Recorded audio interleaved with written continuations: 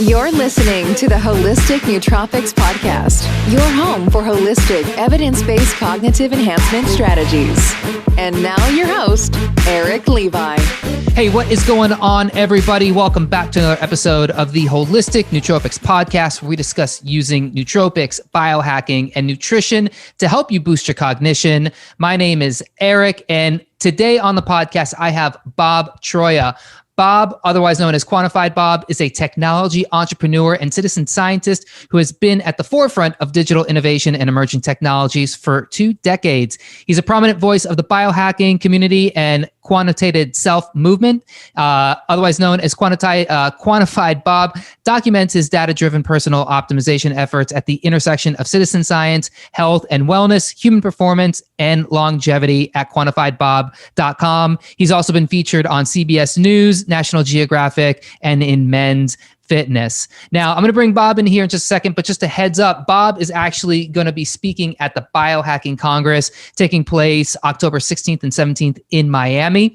Tickets are available if you want to actually attend the event. But if you can't attend the event, but you're still interested in listening to some of the most intelligent, high-level biohackers in the space today, then you can actually do that online. They have virtual passes available. And I've actually partnered with the Biohacking Congress, and they've given me a number of free tickets to give away to the Holistic Nootropics listeners and viewers. So if you would like to win a pair of or a virtual ticket for free on me to you, all you got to do is go on over to Apple Podcasts, leave the Holistic Nootropics Podcast a 5-star review, take a screenshot of that and shoot that over to me at info@holisticnootropics.com. I will send you back a free virtual pass to the Biohacking Congress. So simple to do. Go ahead and leave a review, send it to me. I'll send you a ticket and you can watch speakers like the great Quantified Bob that we have today. Bob, welcome to the Holistic Nootropics Podcast. Hey, Eric, great to be here. Thanks for having me on. Absolutely. I'm excited to talk to you because I think, we have a lot in common in this space, but I'm absolutely fascinated because you're kind of one of these more old school biohackers. You were doing it before it became trendy and moms in Long Island were trying to do it. So, because you've been in this space so long, I'm always curious, like how one even thought to get involved in a biohacking movement. So maybe we can start off by going through a little bit of your story of how you became so into this biohacking space. So, my story goes way back to like high school days from athletics and trying to understand how to improve athletic performance. And back then, quantified aspects of training were like, you had a scale or a tape measure or a stopwatch. We didn't have the technology and tools we have now, but we're always trying to figure out like what things can I do to get me the maximum result for, with the minimum amount of effort, let's say. And I was just always, there's a certain type of person, I guess, that you tend to meet people in this space that are just really inquisitive. They just want to know what makes themselves tick. Some people may come into this because they're trying to resolve a health issue or concern. But because I started so far back, it started out as more about athletic performance. I was like a atypical hard gainer, skinny high school kid, but I was really successful in athletics. And so I was just like, wanted to figure out how to do all that and get myself to a better place from diet and exercise. And, I had to go to the library and take books out and learn about nutrition and how many calories, when you look at like protein versus carbohydrates and all this stuff we take for granted now. And then as I got older and into the real world, so I've been in technology now for over 2 decades, and I started off as basically a software engineer, the early days of the web, built some companies around like digital marketing and some of the earliest social media sort of technology platforms that like for brands and stuff that were out there. But out of a personal interest, I was always still trying to figure out this stuff around what makes myself tick. It's kind of the typical thing when you get into the real world, you're working, you're really busy, there's stress, you've got life going on, you start getting out of shape, maybe you start letting yourself go a little bit. And I definitely hit a bit of a low point, several years out of college. And I kind of had this wake up call where I was like, I got to, get myself back on the right path here. I don't want to like just give in and be like, that's it. My days are done for being able to do athletics and stuff like that. And so I started digging into like more of what was available from the tools and stuff that's out there, understanding how to conduct these like self experiments and things around that. There's, the word biohacking wasn't even, around for another few years. And actually before that came around, there was a community called the Quantified-Self Movement, which is popularized by folks like Tim Ferriss, where these were people who were running self-experiments, and it wasn't just around health and wellness. It was anything where you're trying to gather data to understand things about yourself better. And it could be everything from, could be fitness and wellness and things like that, but it could be relationships, or people were like figuring out things around their like location and driving and all of that. And there is a bit of an overlap. So, a lot of folks in the Quantified Self Movement and the biohacking community kind of share a lot of the same principles. But it was until a few years later where I had gone to a few conferences, and I was getting particularly inspired because I was watching all these people speak about their self-experiments, and I'd been doing this, but I didn't really talk about it to anyone because I thought people would be like, "You're weird." Like, no, like, what was this guy doing? I didn't know there was anyone else really into this sort of stuff. And I just decided like I'd just start blogging about it, like sharing my data, sharing my experiences, mainly just so I could get my thoughts down. It was really just more for a personal thing. And then I started seeing how people were finding this information, and then they were getting inspired, or they were trying to solve or identify certain things about themselves. And they would take what I had done and maybe apply it to themselves. And they realized like, we're all individuals. The results you'll get are going to be different than the results I get. And that was really the beginning of the Quantified Bob blog. And I mean, I had, the night I started the blog, I was in a hotel room at the conference. I registered the domain name just because it was the first thing that popped in my head, and started the blog. And then, you fast forward a few years later, and the sort of the biohacking community began taking off. And now things are also evolving with technology and sensors and wearables and lab testing. And now you can like look even deeper inside of yourself. And it was less fringy from the standpoint of I was interacting a lot more with people in the medical community, and so understanding like different aspects of that. And as I was getting more educated, I was able to go deeper and deeper into like some of the things I could discover or try to like track about myself. And now here we are today, and it's like a lot of this stuff, the prices have come down on a lot of this technology and testing, and it's very accessible to most people. And so I hope that like what I share with people are ways that they can apply this to themselves. That it doesn't have to be crazy. It's not about tracking a million things. Like, I mean, I track a lot of things, but a lot of it's largely passively collected. Like it's happening, like set it and forget it. And I can always go back and look at data. If I wasn't tracking ahead of time, like I can never go back and look at something and be like, what happened last summer when I was exercising like this and my diet or weight was like this? And so it's better for me. It's like the idea of applying that there's a business phrase. It's like, you can't manage what you can't measure. And so I just look at it that way. But I would say for anyone that's just kind of starting out, and we can talk more about this, like you could just start very basic. You don't need crazy tools and apps and all that. I mean, you can take a notebook and a pen and paper and just a few, scale or a tape measure, and you can start very easily and just, but either you're tracking something for a specific reason, like you're trying to resolve something or figure out the source of something, or you're just trying to gather those insights about yourself to optimize something, or just, some people just go, oh, that's cool. I never knew that about myself. And that's the beauty of it. It's just really, it's being an inquisitive type of person. Yeah. And what you said there is so key. What gets measured gets managed. And that's a thing that I think a lot about in this space. And while you were talking, that was like the phrase that popped in my head. What gets measured gets managed. And I think you have a lot of, there's a lot of polarities with that, because you could have the average person, who isn't a biohacker. They're just somebody like, I just need to get my health together. I don't feel good. I just need to get my health together. And the first thing they obsess about is the scale. And I think of all the things you can track, I feel like that's the last one that you should be obsessing about, because that number depends on so many different factors. And so like when people get obsessed with the scale, like I always tell people, if you are overweight and you wanted to lose 40 pounds, I could have you do that in a week, just fast, just don't eat nothing. But for 99.9% of people, that's an impossible thing to do. So then why would you be so obsessed with the number on the scale if you know you can manipulate it, but it's also impossible? Why not work on these other things? And then the number on the scale is almost like it's almost like a symptom of becoming better at doing the right things. And that includes like sleep and macro and micronutrients, metabolism readings, exercise metrics, things like this. Measure that stuff, and then the number on the scale will start to change.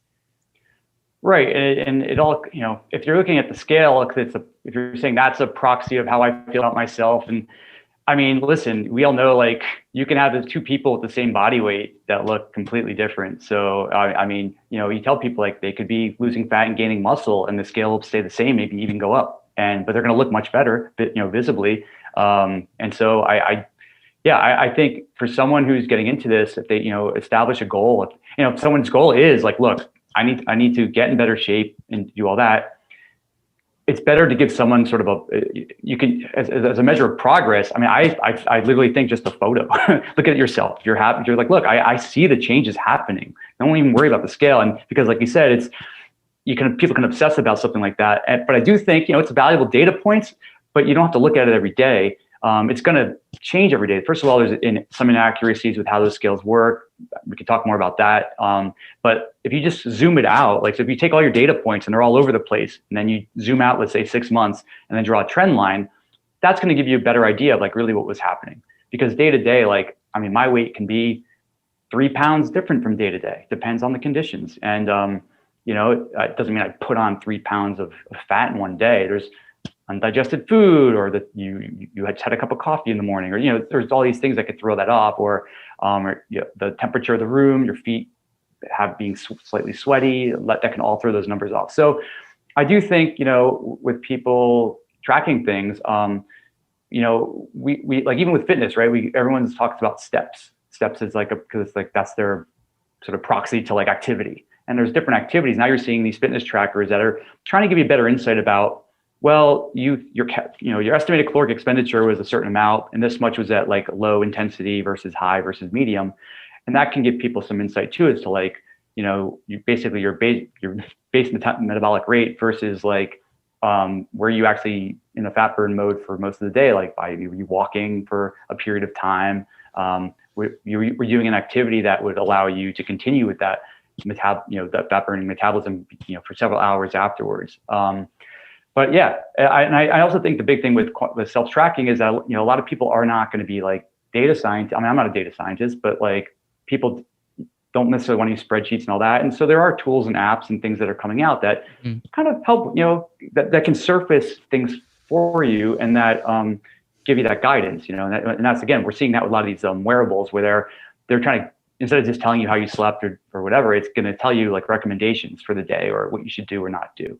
Yeah, the wearables, and I mean, all of it's so exciting, but it's so overwhelming at the same time, because, it's like when you're measuring whatever it is, if it's your metabolism, if it's your sleep, you can't also forget that there's so many factors that go into why and how your body responds to certain things, right? Like, you might be like a pro sleeper in your apartment, but what if you move into an apartment that now the window faces the east versus the west, right? And now you've got some sunlight, some more daylight coming in. Maybe maybe there's mold in the apartment. Maybe, your own circadian rhythm changes based on the season of the year. So maybe you sleep better in the winter than the summer. Maybe you're more susceptible to viruses, whatever it is, and everything's going to change. And just because you have a little change, I think what the one problem I see with all of the data is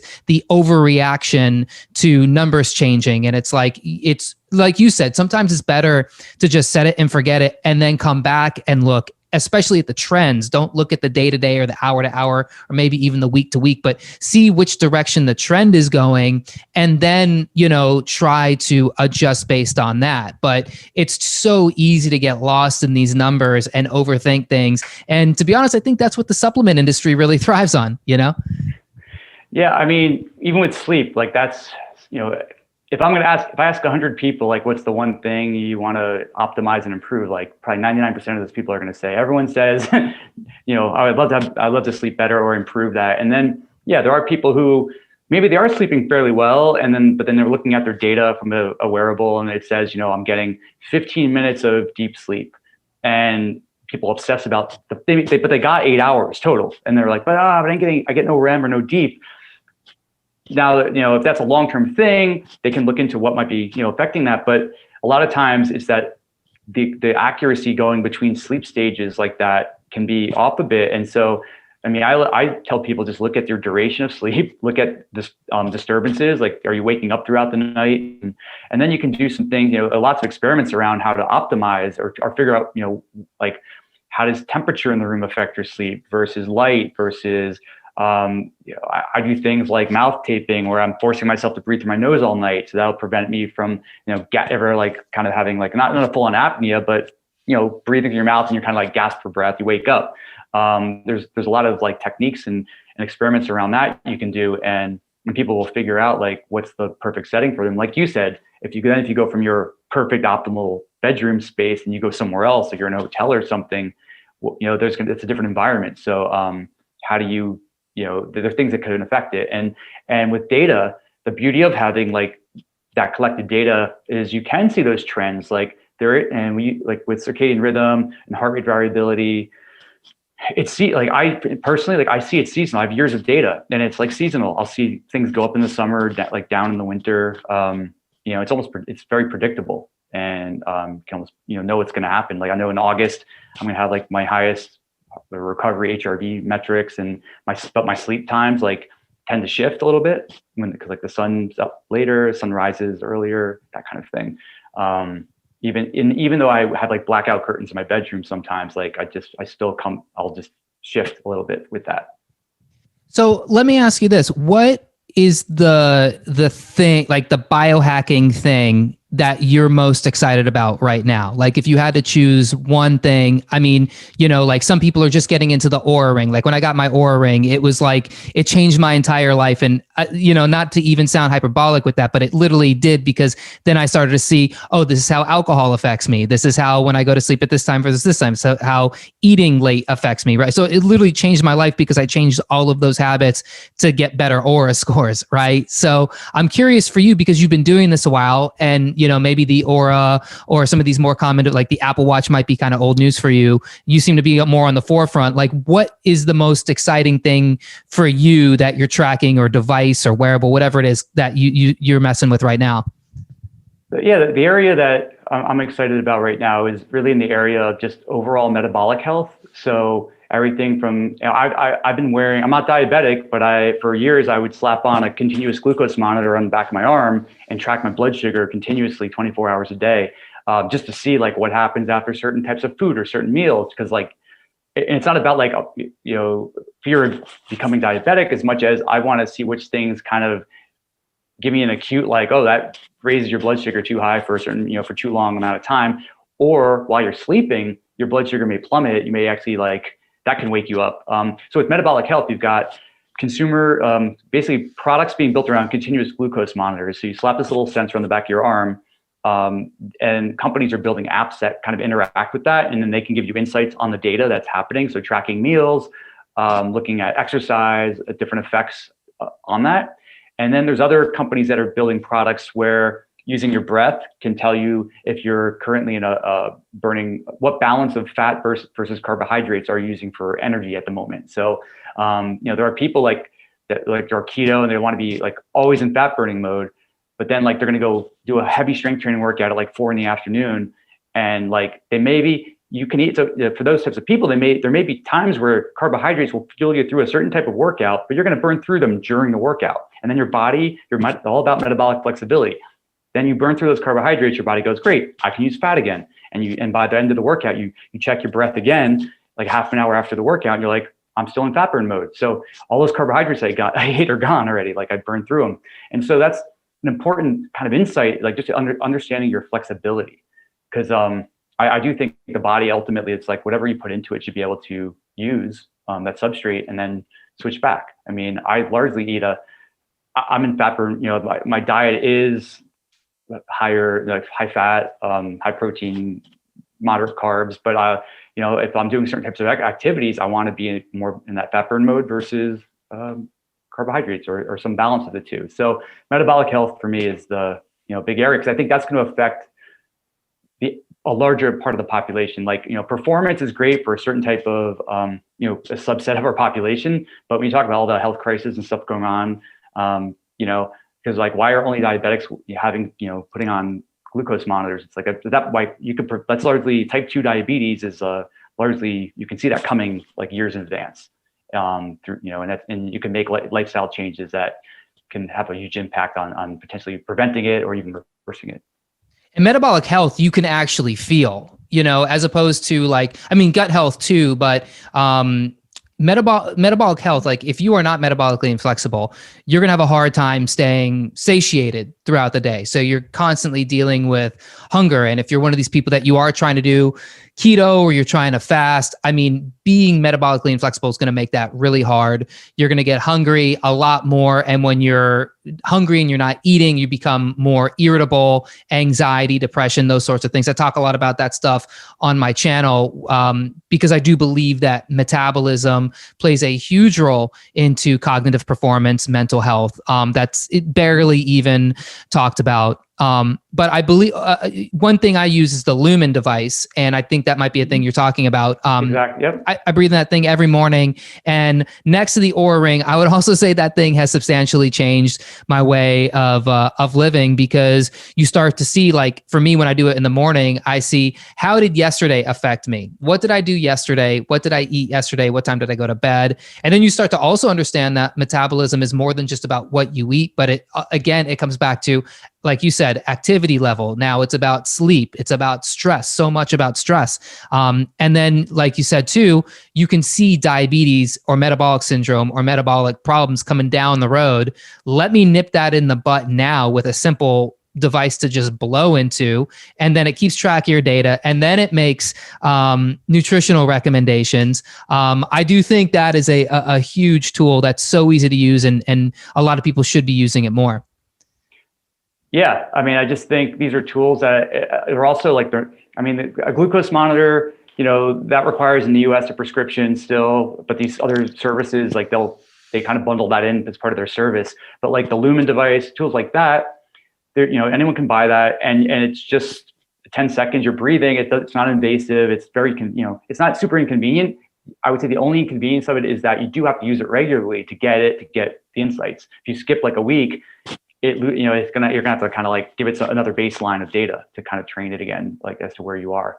But but there's a lot of stuff going on, and then with there's all sorts of lab testing and things out there too. And again, that comes down to what's convenient versus inconvenient. And I think we're seeing services out there that you can do things now at home, send stuff back in. You don't have to go to a lab to do it, and so you can get that information back relatively quickly, and usually it's uploaded into some app or tool that you can access. So for me, it's just this idea of the convenience, these tools that you're removing barriers for people, because I think that's a lot of it is you make things just too much effort, people you're less likely to use it, or they give up on it, right? You buy something. I have a whole pile of old devices that it's like my junk pile, it's like things that I use, and either I was like, well, they were good for a certain period of time, or they gave me some insight. I no longer need the insight because I already learned it about myself, and versus things that you're just going to use all the time.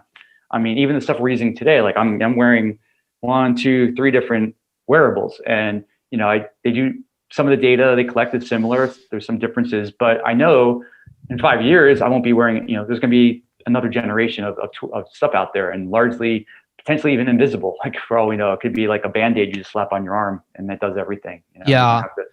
So that's why I'm excited about all of that. I'm willing to do. The first generation of the Oura was twice the size of this one. The next one will probably be even lighter and smaller, and and then other tools and the data and the things that they can measure are improving over time. Do you find with those three, I'm guessing that's an Oura, Whoop, and BioStrap? Actually, this is an Amazon Halo. It looks like a Whoop, but Amazon came out with a wearable device. The main reason I got it was when they first launched, there's a deal. You pay $60 for this device, but their app, which still needs some work, but it has one cool feature that I got it for, which is you can set it up you can set your phone up on a tripod or on a table, and you stand back and it will create a 3D mapping of your body and give you your body composition data. And you can then look at so not just having photos of yourself to show progress, but it gives you like these rendered 3D that you can rotate images. And over time you can swipe through it and go, oh, look what I look like last month versus this month. There are better, like more high definition things out there. Like you have to go to a facility and you stand on like a platform that rotates, and it will take them with a bunch of stuff. But this is just doing it from your phone, which is kind of cool.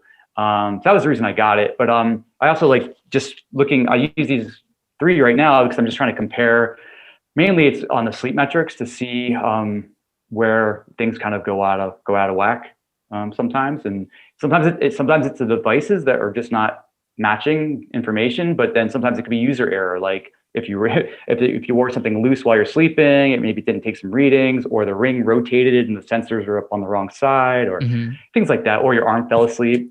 All that stuff can affect your data. So I also tell people when they look at their data and are it says they're something about their sleep or their heart rate variability, I was like, well, let's look at it in detail, and I'll see there's big gaps. And I'm like, you got to throw that out from last night, because like you clearly like you either like fell asleep on your arm or like the ring, something happened. And so just ignore it. Don't take that as like, oh, that was really what happened last night.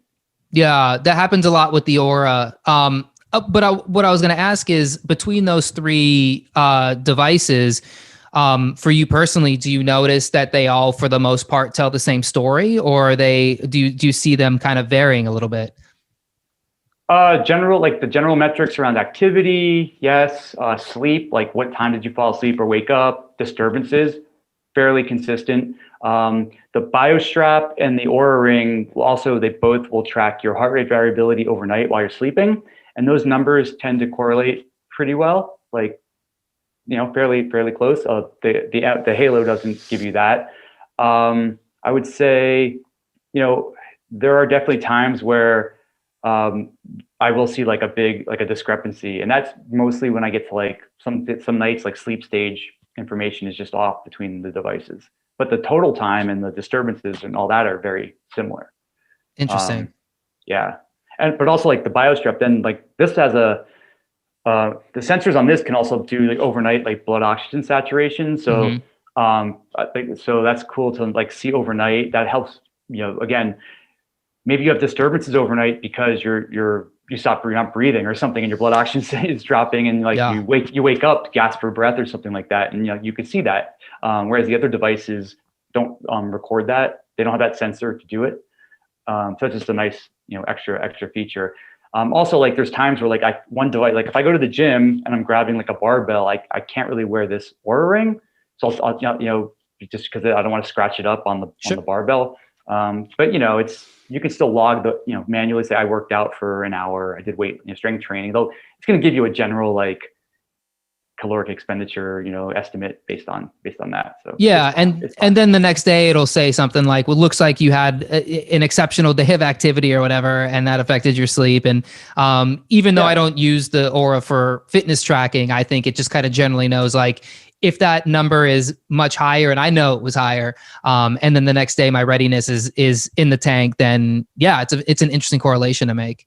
Yeah, and I think like people that are more like in performance, they're going to use devices like there's like Garmin's been making, because they want to like track their run and look through all the GPS on the route and all of that. Personally, like if I don't run a lot, I play soccer, so most of my stuff's just running up and down a field. But if I do decide to ever go for a run, I'll just fire up like Runkeeper, because it has GPS on your phone, and so I'll just have that like strapped to my arm, and then I can pair that with like a chest strap. So like a polar chest strap, so I'll get my heart rate information like right in with it. If I don't want to stream it off any of these real time. Yeah. But yeah. There's some Aura metrics that I've really like just become obsessed with. I shouldn't say obsessed, but that have really like taken my thinking of the body to another level. One of those is heart rate variability, because when I think about heart rate variability and the story that it tells, it's such an interesting story to understand your own physiology in terms of like parasympathetic, sympathetic, stress, rest and digest, all these different things. And, yeah, you can measure deep sleep, but that can be different for everybody. Yeah, you can measure REM, that could be different for everybody. But when you see your HRV numbers and you start to understand how those trends work for you, and then you can correlate those to like how your day was, what your stress level was, what time you went to bed. I mean, to me, that number tells a very interesting tale of how I'm feeling, like what I'm kind of going through in my body at that point, along with the heart rate as well. Those typically work hand in hand. High heart rate variability, low heart rate, vice versa. So, and then the temperature, I think, is also real interesting. I know women are using that, with the advanced women are using that for pregnancy, like, and for their menstrual cycles. And so I think these are some interesting metrics that you can really dive deep into, like what your body is doing in real time. Yeah, and even more important, which we've learned over the last year and a half, is you can use this data to almost predict when you're going to be sick. Mm-hmm. You can see it days in advance. You will see your heart rate going up, your body temperature rising, your breathing rate overnight will go way up.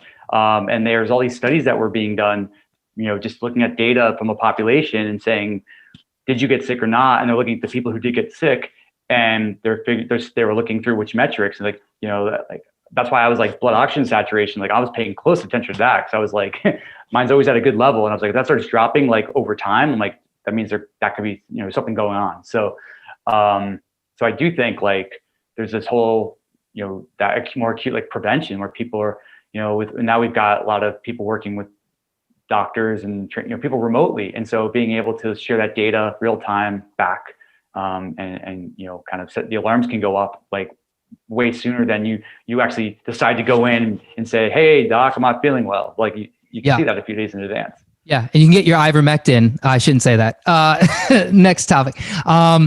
No, actually, I got COVID a month ago, and it was crazy because I got it, and then it like hibernated in my body for a couple of days, and then it was, I think, the third day, it just exploded. I mean, I just woke up 103-degree fever. It was nuts, and I could look. First thing I did, I looked at my aura score. And my aura scores were terrible, but even more telling, my body temperature was up, I think it was plus 7.0 or something like that. And I mean, my HRV was like 16. My heart rate was like in the 70s, which for me is very high. I mean, these numbers are just astronomical compared to like my regular trends. But then when I recovered from COVID, like when I got over it, it took me about a week to kick like a majority of it. My HRV went through the freaking roof. Like I average between 50s and 60s, typically like an average HRV. My HRV was like in the 80s and 90s, and it was peaking over 200. It was like my body beat the virus and then was like, we're going to Cancun, baby. We're taking it easy. Grab me a cigar. The body's it just chilled out. It was just the most insane like swing of data I've ever seen on the Oura Ring. Yeah, that's actually, I think it's fairly common. Like even if someone gets like a flu or something like that, there's like a hyper recovery. Like your body, when it rebounds, it just you see it kind of like overcompensate almost, like from what your baseline was. So it's an interesting observation. Yeah, it's so interesting. I just love diving into those numbers, and people that I work with, when I'm, as an NTP, I encourage them to get the Oura Ring. I don't say you have to, it can be expensive for some people, but, like when people first get into it, it's a game changer. But even more than that, like you don't have to do all of this stuff to really gain the benefits of data. Like one thing I do with people, and I've mentioned this hundreds of times on this podcast, but like with clients that I work with, I will have them keep a food and mood journal. And the mood part is the most important part, because I say, don't do anything different. Don't go on a diet. Just do what you do for 3 days. Just eat normal. Just write it all down. And, write down what you eat, write down your bowel movements, write down the vitamins you take, write down most importantly, how you feel. And what you start to see is people actually, when they start keeping track of these things and they go, okay, woke up, had a Pop-Tart, a glass of orange juice, and follow that down with a coffee. And then an hour later, I was starving and I felt cranky. And then 2 o'clock, 3 o'clock rolls around. Well, for lunch, I had like a bologna sandwich and a bag of potato chips. 2 o'clock, I got real depressed and cranky. 3 o'clock, I was exhausted and tired. And then when it's like something about writing it down and looking at it and going, oh, okay, could the foods I'm eating potentially affect the way I feel? And when you start asking yourself that question and just writing these things down, it's the biggest game changer you could have for somebody in terms of like when they start to really make the connections between something like nutrition, lifestyle, and just how you feel throughout the day. Yeah, I think that self-awareness is hugely important. And I also think like what you're doing, you're adding a level. I mean, you're not saying to someone like you're a terrible person. You're just saying, just keep a log. I'm not judging you, but there is a level of accountability because they know it's going to be being kind of watched. So they're going to start questioning decisions that they're making. They'll see the mood in relation to food, but then over time, like let's say you're working with them and they're making some progress, improving their health or fitness or whatever. Then they'll realize like, wait, when I do this, I feel better, or I'm in a better place versus if I don't do it. And so they start changing those decisions on their own versus you saying to someone, don't do this, don't do that. Right. That's what I've learned, like even through coaching people, is like, yeah, you add a positive behavior, and you never tell someone don't do anything. You just say add something very simple. It could be a very basic behavioral change or addition, and and tell them don't change anything else you're doing. And over time, people will naturally start to they'll see that and make those choices, those better choices. Right. So nutritionally, are there any experiments that you've run on yourself? Any extreme things that you've done, or even just kind of normal things you've kept track of that to you was a game changer and it actually kind of changed your behavior around food? Yeah. I mean, one of my earliest experiments, like that I really thoroughly documented through like lots of lab testing and all that, was when the bulletproof diet, like, so paleo was kind of a new thing, and the bulletproof diet came around, I think it was 2012 or something like that. And I was, I drank lots of beer, ate lots of gluten, I did all this other stuff. And, I wasn't like, I was not in the best shape, but I was, it was okay. But I was on the outside, I probably looked okay, but on the inside, I was just like, I was exhausted. I was running my business, and like, I had to be always like positive, A game, all that kind of stuff. But inside, I remember one day I was just like, I curled up on the couch. I was like, I'm so exhausted. I'm so just worn out. And, I kind of changed up my diet, and I was like, wait, cause I was eating like super low fat diet, like lots of carbs. And I was like, when I switched my thinking around all of that and, quality of food as well, that had a huge impact. And I saw it in all like underactive thyroid originally, like I had, and then things like that would improve. That kind of sluggishness. There were some like underlying issues with not autoimmune, like co-infections and things like that I just hadn't been resolved. And so all that stuff had been built up over years. And as you kind of peel back those layers of the onion, you start making those improvements. But so that was like more of like a, just changing my mindset around what I eat and how I eat, adding things like intermittent fasting into my regimen.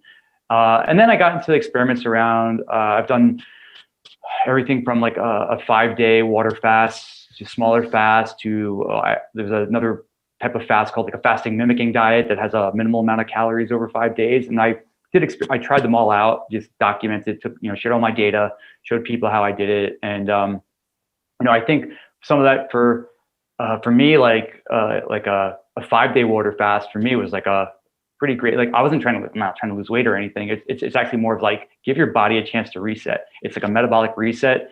Even people who like those like go off coffee for like a week, just reset your body for, it's tough, right? I love coffee too, but like every, once in a while, just stop for a few days and then you can reintroduce it. But like doing a water fast, like just seeing like after even just 3 days of that, watching my body switch, the shift from your baseline glucose versus ketones, and your body shifting to like running on ketones. And once that really happens, you feel it, like you feel that fuel source really more in your head. You're more alert.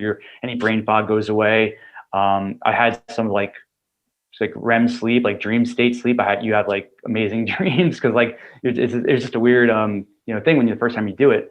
But a 3-day water fast for me was like, that's also like really powerful. I'll do like a 3-day water fast every quarter and a 5-day, maybe like once a year. And that's, for me, it's like periodic little resets.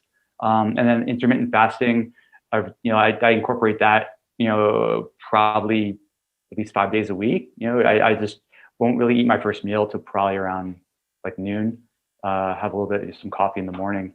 But I'm still eating, enough calories throughout the day. It's just I'm eating it in a smaller window of time. I love the eating window thing. It's just I had another guest on here who actually summed it up well. I think he said it's like an excellent like time management tool or feeding management tool or something like that. Because to me, that's what it is. It's like if before intermittent fasting, it's like eat like right when you wake up. And then just kind of munch throughout the day and then don't stop eating till it's close to bedtime, right? So you have like 14, 15, 16 hours of just eating versus like it feels much better to just condense everything into a smaller window and you feel more satiated, you feel more metabolically stable. Yeah, but there's days where, you have to also listen to your body a bit. Like there are days where like maybe I did a lot of activity the day before, and then it's like a Sunday morning, and my body's like, let's have like a big breakfast today. Like there's days where I will just, I'm not doing intermittent fasting every day of my life. It's like probably 5 of the 7 days a week, and there's a day where my body just goes, okay, I'm not like, I would say I'm like my body can adapt to be in fat burn mode, but I will be like, hey, today you need some carbs. Like your body's just like I could feel it energy wise, like based on what I had done activity wise. And, I'm okay with that, like, cause I know like things will shift back as soon as I do it. So I do think intermittent fasting it's a powerful tool. I think there's some caveats there with, if you read around, like, I think with women, especially like, there's times where certain people probably shouldn't be doing it all the time. Just from that standpoint, but I do think it's a powerful, it's a nice tool in the toolkit, and it doesn't cost anything. What lab tests are you into? Because I'm sure you've done quite a few, but are there any that of course, like a regular CBC is all well and good, but like are there any tests that you particularly like to do a little more regularly because you find that it kind of helps keep you a little more on track? Yeah, so I think everyone should just always get at least once a year, like their baseline, blood work done, and just see like what things look off there. And then, because some people like go exotic right off the bat, they're spending thousands of dollars on all these tests, and it's all this information, and then you don't even know like if things are out of whack. Like, how do I fix? You can't fix all of it at once. So you start with get your baseline sort of blood tests done, and then you can start figuring out like, is there something you want to dive deeper on if something happened to look off? Like for me. Like I do a lot of testing through a company called Inside Tracker. So they'll, that's your basic sort of blood work kind of thing, but it's, but they do a nice job of packaging up the results and all of that. And then I'll look in there and see if anything kind of seemed off. But then periodically, like I've been looking at, I just got results back the other day. I did an omega-6, omega-3, like the ratios of your omega-6, omega-3s, which, it's kind of showing your body, like, we want to have like a lot of omega-3s like EPA and DHA we get from everything from like seafood and things like that. Those are what make up the cell walls of our body. And so like we eat a lot of processed food. Like the average American's like ratio is in like the 20s, and really optimally it should be like at 4 or lower. And so like typically people who are eating like a paleo type diet will, kind of be in that range. But what people start doing is they'll start slamming a bunch of fish oil, trying to get the numbers down. Right. But really it's a ratio. So you're not supposed to eliminate like you need some omega-6s in your diet. And so when I did my first round of testing, I was in pretty good shape, but my ratio, like I wanted to move it a little more into the optimal zone. So I was like, well, what do I do? Do I cut out, any, don't never ever eat any chicken again or things like that? And I was like, no, I'll just add in, because basically it was off by like, they have a calculator that shows you like, well, if you just add like a can of sardines every day, like you're gonna get your numbers in the optimal zone. So I retested 3 months later and everything shifted. It was like pretty predictable. And So I didn't have to I didn't have to eliminate anything. I just added something in, and I didn't have to take like 5 grams of fish oil a day. I was getting from natural sources. That's good, because you're right. A lot of people will, like, they think of omega-6 and it's like, it can kind of freak them out, but you don't realize that it actually, you can make simple substitutions in your diet. So yeah, if you are eating a lot of processed food, you're going to get a lot of omega-6 naturally, but omega-6 actually, it's not the last thing you want. You need some from, but again, it's just kind of, you could also boil that down to just, hey, whole food versus processed food. If you stick to that, you're probably going to fall within a good range. Yeah, and the same test, like they also add in like you could see like levels of trans fats in your system. Like I mean, there are actually trans fats in some like natural foods, like certain meats and all that. So sure. It's okay. You're going to get some, but we talk about trans fats in processed foods though. That's the problem. That's why the government is largely trying to eliminate them because they know that they're not good for us. But I think having that's a test that like I think is good. But I think for someone who's, right now they're just like focused on losing a little bit of weight, it's like an exotic test. Like there's all these tests to predict your biological age. So, it's like you have your chronological age and then your biological age. And they're doing things like telomere testing or looking at different markers. And again, it's largely, I call that an exotic test. It's like a vanity metric for some people. And there's like 5 different ways to get this biological age testing done, and they'll all give you a different number more or less because like they do it in different ways. And so so I would say if you do it twice and you see an improvement, that's probably accurate. Like you made an improvement, but the number is usually they're just putting you against a pool of all the other people who use that service in your same age range. Let's say they look at some of the common trends there. There are some that are using more like through biomarkers and biometrics, where then they're like looking at stuff from studies to be like, well, if you're, there's another metric for like arterial stiffness called pulse wave velocity. Like if your pulse wave velocity is in this range, that's in the average like 30-year-old, and things like that. But I think with body composition, even like we've got things like DEXA scans now, which it uses a very small amount of radiation. It's very small, so it's not like an X-ray or anything like that. But it lets you see inside a little more. You can see like, well, okay, you've got some body fat. Is it visceral versus, is it just like subcutaneous, right under the skin? Is it potentially dangerous, or you just have this like little layer outside? And you get things like bone density, because I think keeping tabs on your bone density is pretty important.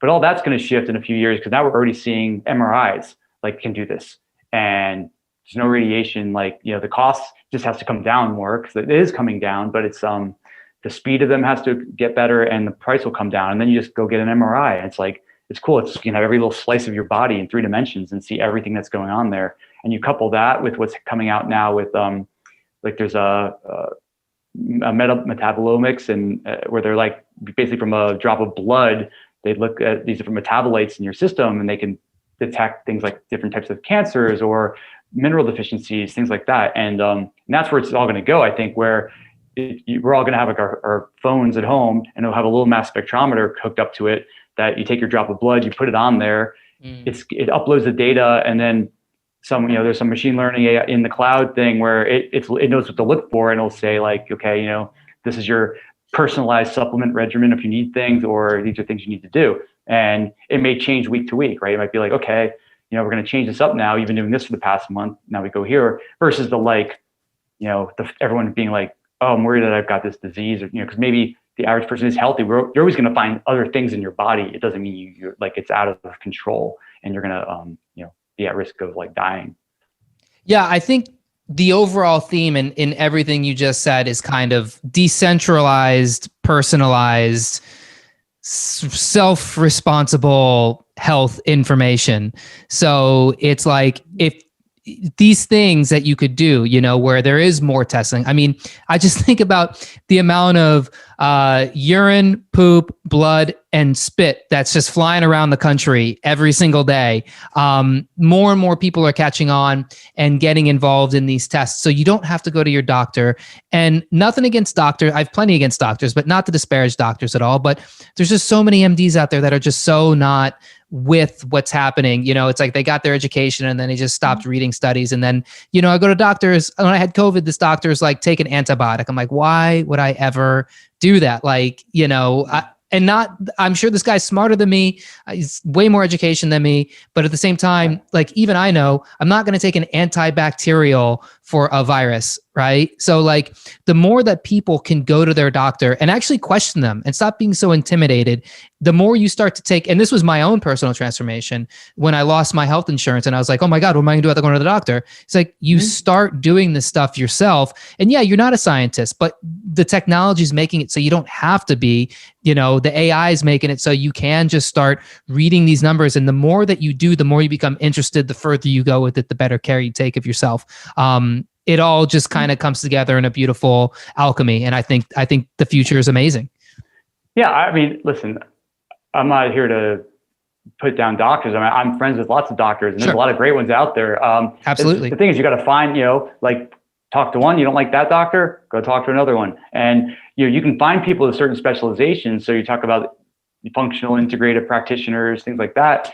There, and there's also some MDs that like, it might be more of a generational thing for all I know. I just see like there are people that get it. Like they're more and more like, and I think part of it is this whole, like we talk like biohacking and all this, it's moving from like the fringes to like as much like research and things are being done. You're seeing papers and it's because it's the legitimacy of like some of these things are being brought to the forefront. So when we talk about this, let's not talk about, implanting chips under our wrists or something like that. It's more like what we see like metabolic health and things like that. And doctors like, yes, these interventions, these things really work.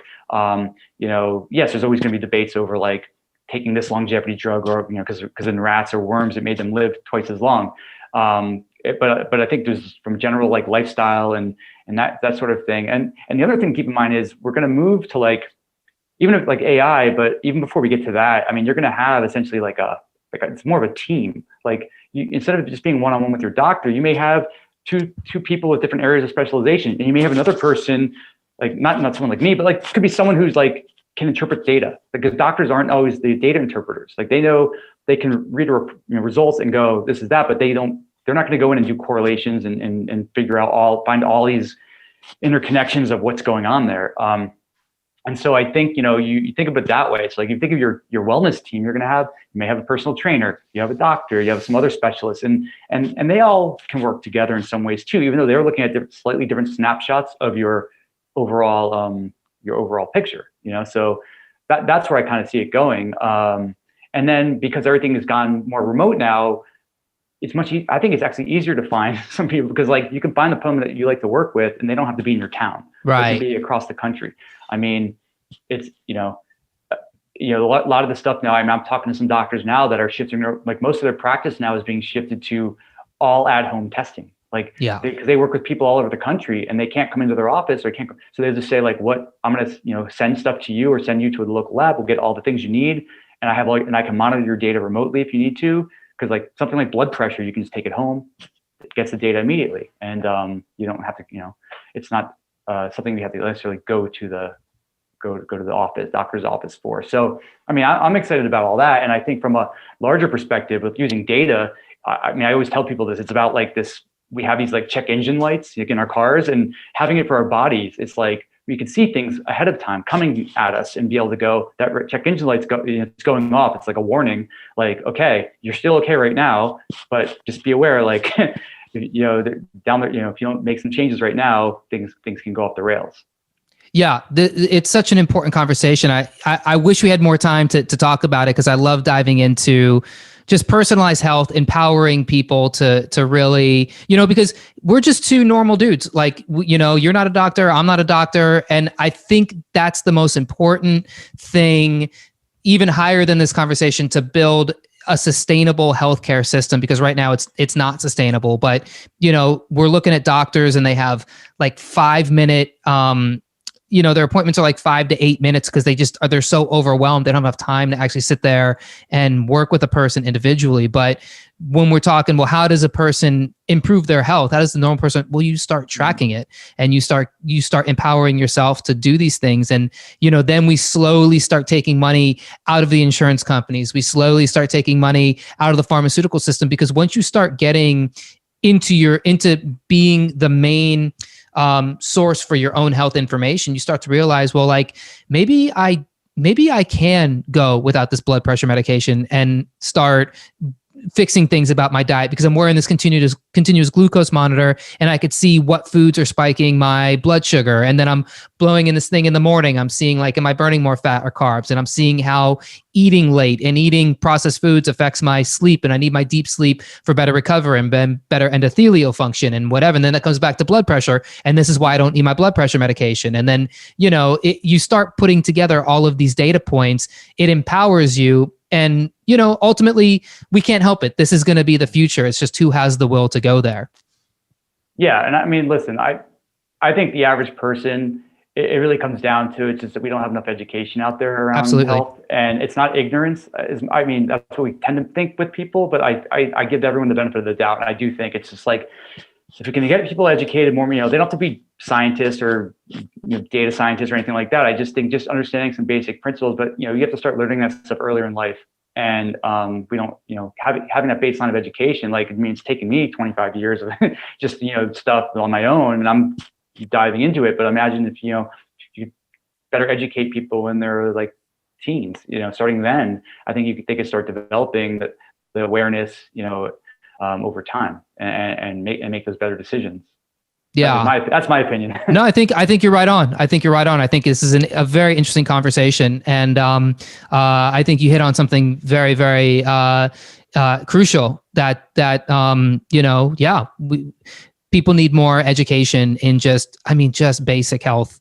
Nothing advanced. When people start to realize like, hey, it's just so easy to understand. If you can understand these things from a 30,000 foot view and not have to worry about like, ACE2 receptors and the SLA2 gene enzymes and, protease and bilirubin and all, you could understand these things from a very low level and still make drastic improvements to yourself and feel so much better. I mean, Weight Watchers has been living off that model for 50 years? It's like, hey, this food is this points. This food is this points. Dirt. Do you get it? So, we are capable of it. It's just getting people, just moving people in that direction. Yeah, no, totally. I think, it's going to take time, but I'm optimistic. We'll work our way there. Yeah. Maybe, can you tell me a little bit about itsjustawesome.com? Sure. So I'm the co-founder of basically it's a health and wellness technology studio, some emerging tech in there as well, called Awesome Labs. Business partner Jeremy and I, we actually met like 8 years ago at the first ever biohacking conference. So it was this kind of, I built a lot of friendships out of that first event. It was only like 40 people at a bar that was rented out in San Francisco for the weekend. But like we started a company a couple years back. Really, it was just a playground for us because we're both, we have technology backgrounds. We both know how to program and all that. And we wanted to build some tools that for ourselves that just weren't really out there. And it was a place where we could build like a really basic breathing app that I wanted something that I could set all the durations and times, no frills, like no meditation, no anything like that. I just wanted something where I can just have a breathing pacer and do it. And so we build something like that and we launch it, give it away for free. And, tens and thousands of users around the world use it because it's like, it seemed that, it resonated with people. They were like, I just wanted something really basic that does this tool. We built apps around, the first thing we ever built was actually a meal tracking app, but we wanted something that was all just photo based. So you don't have to write down what it was. You just you put it photo based, but then by superimposing it on a timeline day by day, you can actually see like patterns. Like you always have that second cup of coffee at 9 a.m. or, you tend to eat this late night, have a bowl of ice cream at 10 p.m. and things like that. And so we are, kind of playing around with some of those tools and we're in the process now of building a much higher level sort of platform around data-driven coaching that we think is going to be pretty cool. Like basically anyone can use, like we're not preaching any way of being healthy or whatever. It's just that my background in data and our biohacking and sort of QS experiences, like we just wanted something that when we talk about things like teams and all that, like be able to, share my data with different people in different ways and collaborate on my sort of in your own wellness journey, whatever you want that to be. And so we're pretty excited about it. It's still like in a very early alpha stage. We've got some friends and family kind of kicking the tires on it, but it's it's pretty cool. It's my whole thing was like, I'm never going to tell someone how to coach or be a doctor or I want to give them the tools to surface insights and then let them Like if you want to be a vegan doctor around something, I'm not going to tell you not to do that, but I'm going to let you see the data and let you see what's going on with any of your people. And then if you're just an individual, you could also then share that or with your family or, loved ones, things like that. Yeah, it looks like it's definitely coming along, and I like the concept of it. It goes a lot about like what we've been talking about here in this conversation, which is like building a team, empowering professionals and patients, and then you have an NFT aspect to it, which I thought was kind of cool. No, so that's okay. That has nothing to do with health and wellness. That Sure. was actually so Jeremy and I. We just got into digital NFTs are like these digital collectibles off the blockchain. They've gotten really popular in the last like 6 months, and we were realizing like there was no way to organize. I mean, people were buying these things, and you kind of own the rights to this digital asset. So we built an app that like lets us, or you can pull everything into one place and look at your whole collection. And so we did like a hackathon. We built something over the course of a week. We're like, let's just see, we'll build something and see what happens to it. And then we built it. We ended up spending 3 weeks building it because we were getting excited about it. And then we launched it, and then it started taking off. So now we're like, oh wow, it's a cool, like, that's kind of like the whole premise of what Awesome Labs is, like, by being this sort of health, wellness, and emerging technology studio, it's our playground to, we basically conceive, we build, we launch these different products. And because, we can do this with just like 2 people, because we both can program, we can do things very efficiently. And, and that's what's cool about technology. Like, you don't need teams of 20, 30 people to do something. You can just get 2 people in a room and they can make some cool stuff. Yeah, that's awesome. I'm excited to see where it goes. That's Thanks. really cool. Yeah. So I really appreciate your time today, Bob. I don't want to take up too much more of it. I know we've gone a little bit over, but just to kind of wrap up, if somebody listening or watching wanted to keep up with you, work with you, any of that stuff, where would you send that person? Sure. The easiest place would be my website. So just quantifiedbob.com. And that's the blog. That's where I put the longer form sort of self-experiments and information like that. Instagram is, I tend to post more often just because I can put up quick little things or ideas of things I might be working on. So that's just Quantified Bob at Instagram. Or, and Twitter. But I think more people tend to be on Instagram because it's a little more of a visual medium. And we can share it. People tend to aggregate around interest on that. So yeah, you can find me on either of those. And as you mentioned earlier, I'll be down in Miami at the Biohacking Congress event. So I'm excited about that because it's finally good to see these events picking up again after this everything was kind of shut down for so long. Yeah. And that's going to be a fun one. So hopefully, listeners can make it down there, watch you speak in person, check out all the other biohackers and all the cool goodies they're going to have there. And again, if you are watching and you're like, how do I go? I can't go. You can win a free virtual ticket. Just leave a review on Apple iTunes of Holistic Nootropics Podcast. Shoot it to me at info@holisticnootropics.com and I will send you a free ticket and you can watch our dude Quantified Bob lay it down at the Biohacking Congress. Bob, again, really appreciate your time. Thanks so much for joining us. I'm going to send all the viewers your way in the show notes that'll come out as soon as this is released. I will send all of that everybody's way. And viewers, if you did enjoy the podcast, remember to rate, review, subscribe, and keep up with us. Keep up with the podcast. Keep up with Bob, and we'll catch you on the next podcast. Thanks so much for watching. Peace. Thanks for listening. For more brain-boosting info, in-depth articles, and show notes, check out holisticnootropics.com.